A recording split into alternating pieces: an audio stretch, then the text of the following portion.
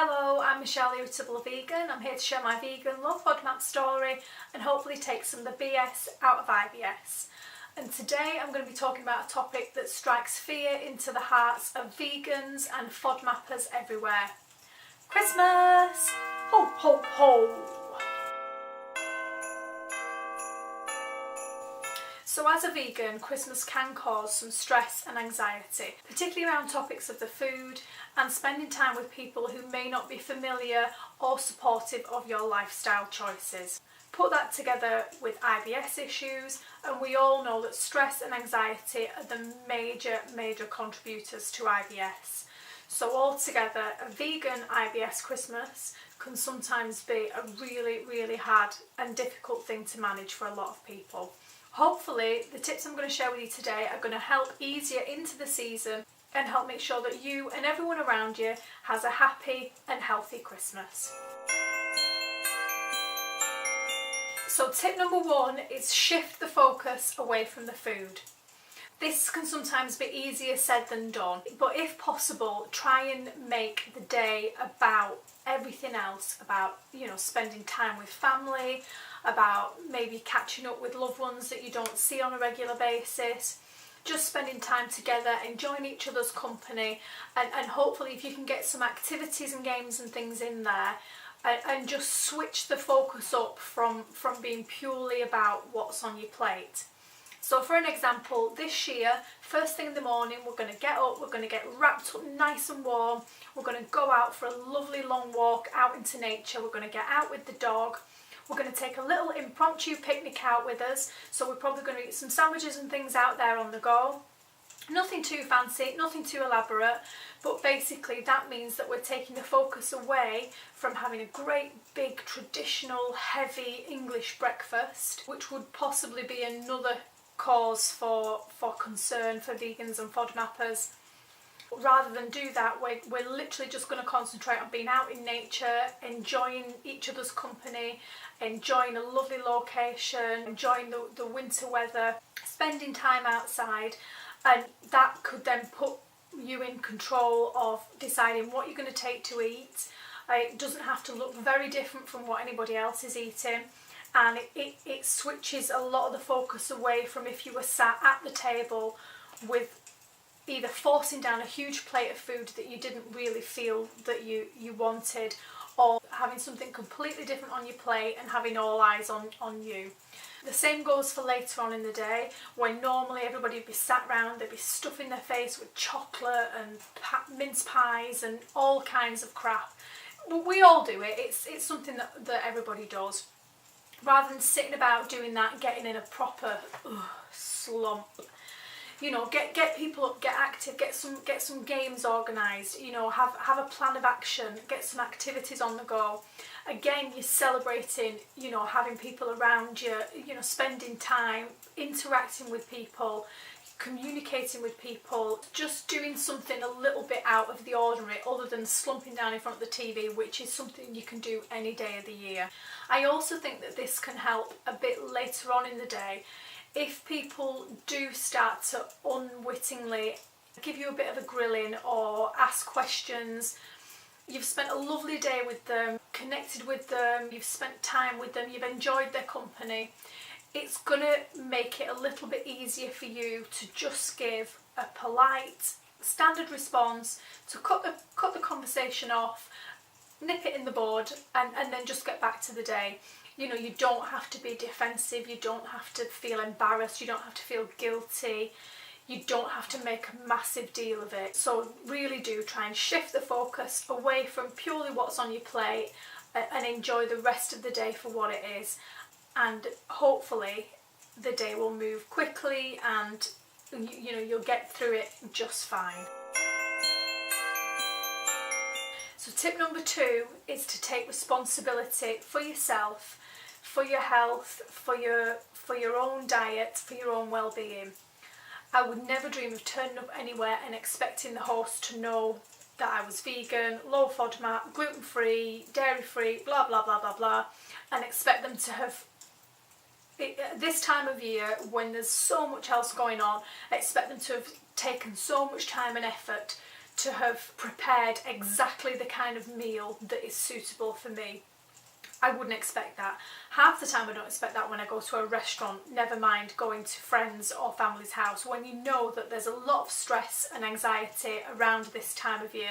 If you've ever hosted a Christmas Day meal, you will know that it can be extremely stressful. So I would never add to that pressure by expecting to just turn up completely unannounced, completely empty-handed, and expect somebody else to completely take care of all my needs. I'm vegan, I chose to be vegan, it's my choice to be vegan, and therefore I take responsibility for everything that goes into my mouth. Everything. And I don't think that should be any different when you're on a low FODMAP diet. You may not have chosen to be on a low FODMAP diet, you're doing it for health reasons rather than anything else. You're doing it to give yourself health and well-being, to make yourself feel better. But that doesn't mean that everyone around you needs to cater for your every whim. So the best way to do this is to actually make your own lunch. Some people might be a little bit embarrassed at doing that. Some people might feel that it's rude to turn up with your own meal. And all I would say is speak to your host beforehand, explain to them. If it makes you feel any better, blame the dietitian completely. Explain that for health reasons, you've been referred by a dietitian to this diet, and they're monitoring you, you're having to keep a daily food diary, you're having to update an app. Just what if it makes you feel easier, if it makes you feel better, if it's more comfortable for you, blame the dietitian. When you start using words like dietitian and medically diagnosed diet and things like that, people then begin to realise that it's not a whim, it's not a fad, it's not the latest health craze. There is a genuine need for you to eat in a particular way, and a lot of people would find the idea of that very stressful, and a lot of people would appreciate for you to offer to bring what you need, so that they know that you're on, that they're not going to be embarrassed on the day because there's nothing there you can have. So a lot of people, I think, would actually be quite relieved if you were to offer to bring your own meal. And that's obviously going to take a little bit of planning on your part. It might even take a little bit more work on your part, but as a vegan FODMAPper, you're probably quite used to that, whereas somebody else might not be. So I think you really need to continue that commitment to yourself and to your health by being completely responsible for everything that you're going to eat on that day. And some people might actually some people might offer to make you something, and that's great, and only you can decide whether you're comfortable doing that. But for myself, I think the best way forward is to literally make your entire meal from scratch. Make sure you've got all your snacks on hand, make sure you've got all your treat foods if you're happy to indulge in them in the day. And you're taking not only the responsibility and the stress from whoever happens to be hosting, but the responsibility and the stress of yourself, of wondering all day, is there going to be anything I can eat? Is that going to be safe? Am I going to eat that and have a reaction? You just all round, everybody can just take a big deep breath and know that you're going to be catered for, and that there will be something there you can enjoy. Tip number 3 is, wherever possible, keep stress at bay. We all are more than familiar with the fact that stress and IBS do not mix. So please, wherever possible, try and keep everything as normal, as regular. Just try and treat as much as you can like any other day. If it helps set you up right for the day, have a regular breakfast prepped and on hand. Make sure you've got a small selection of snacks and goodies and treat foods, possibly even treat foods that you wouldn't normally have, but just so that you've got something there should you feel like you need it. If it's at all possible, try to have quite a relaxing low FODMAP day the day before. So try and get to bed early, try and make sure you've got enough sleep, maybe have a nice relaxing candlelit bath, maybe do some meditation, some yoga, anything that usually helps you kind of feel relaxed and refreshed, and gives you the sense of being in control. And if possible, you do that either the night before, the morning of, whatever it is you need. If on the day, if those things haven't been possible, or if you on the day you can feel yourself getting a little bit worked up, you know, maybe you're getting kind of questioned here, there and everywhere, volunteer to take the dog for a walk. Volunteer to pop to the shops to get something that's been forgotten. Volunteer to help the host cooking, prepping vegetables. That can often be done quietly on your own, listening to music, chatting, you know, just something to take your mind off it. If all else fails, lock yourself in the bathroom for 10 minutes. By now, most people are probably aware that you've got IBS and are probably quite used to you disappearing to the toilet, so that's always a great excuse. If you're really desperate and you really need to just take a minute, get away from it all, literally just lock yourself in the bathroom for 10 minutes, deep breaths, maybe do a little bit of tapping, anything to just...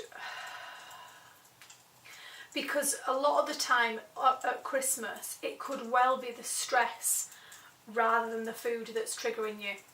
Even if you've eaten everything right but still had a very stressful, anxious day, you may still end up triggering your IBS.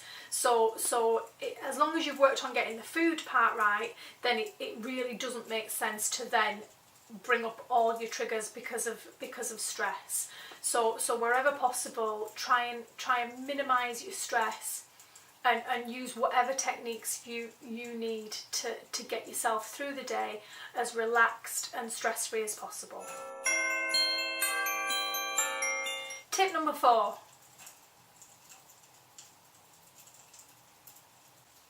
Tip number 4 is indulge within your limits. I don't think it's realistic to say don't indulge, don't eat anything you're not supposed to eat, have a completely strict low FODMAP day and be regimental about it and blah blah blah blah blah. It's just not realistic. It's Christmas, everybody's relaxed, everybody around you is going to be indulging, you're going to be offered things, you're going to want to possibly indulge yourself. For a lot of people, it's a big stress release. You've had a lot of build up, a lot of people are wanting to treat themselves, and it's unrealistic to say don't do it, don't do it, don't do it. What I do suggest is that you treat yourself or you indulge within your limits. So basically, if you're somebody who knows that you could quite easily just eat every chocolate in the house or every mince pie in the cupboard or those kind of things, don't tell yourself you can't have them, just allow yourself a very small portion. And one thing that I think really helps here is the bowl. So I would always, no matter what I'm eating, so whether it's popcorn, crisps, chips, chocolate, nuts, ice cream, anything that can be considered a treat food, I never ever rely on my own willpower to bring the full bowl, the full tub, the full packet and just eat within my limit. That's not going to happen, especially when the TV's on, you're chatting, you're relaxing. I will always dispense whatever I feel is an adequate portion, so it's enough to make me feel satisfied, enough to make me feel like I've had a bit of indulgence, I've had a treat, and I will literally put it in the smallest bowl in the house. So it's usually a very small serving bowl, and I will allow myself that quantity. And I think for people who find it quite easy to overindulge, for people who find it quite easily to be led astray, people like myself with no willpower whatsoever, that is a fantastic tip, because you're kind of feeding your craving, you feel included, everybody around you is probably indulging and treating themselves. You've had something, everybody's seen you have something, but you've kind of stuck to the amount that you feel is suitable, both for your health, both for your IBS, to keep your symptoms under control, but also that you feel has satiated your craving. And that's something that I do year round, not just at Christmas, but I think particularly at Christmas it can be really helpful.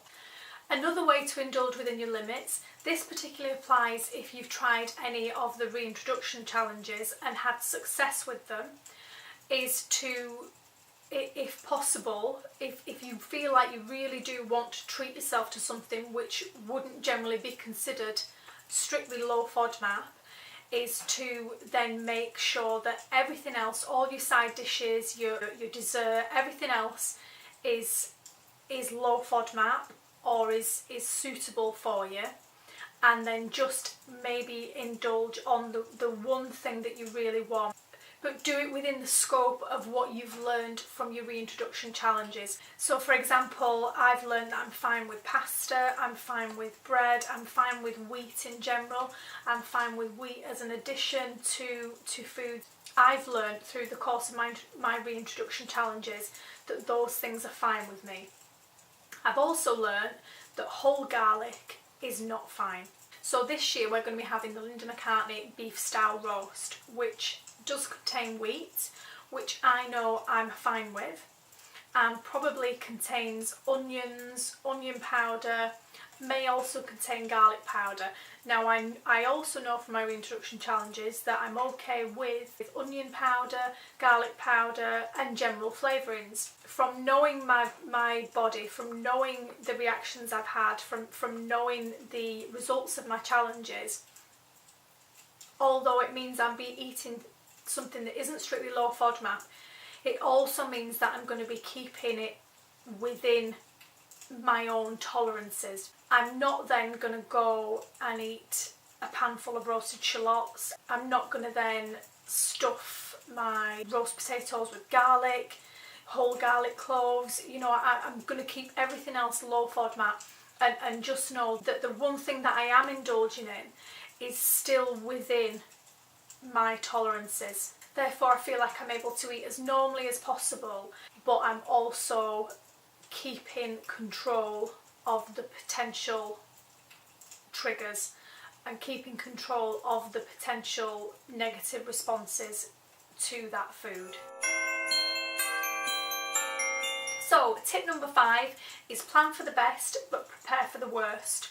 So even if the absolute worst happens, whether you intentionally or unintentionally eat something that hasn't agreed with you, whether the stress of the day gets to you and triggers you off, whether you've eaten everything possibly right that you think you can and you still get triggered, it's really worth having a little first aid, IBS first aid pack on hand, just so that you know you can get yourself either through any of the symptoms or possibly even bring yourself out of a full-blown attack. So for myself it would be something as simple as peppermint tea, peppermint capsules, possibly some indigestion tablets or remedies, some chewable remedies. Definitely my microwave wheat bag, which I find sometimes just having that on my tummy for half an hour can really help dampen down any pain or cramping that I might have.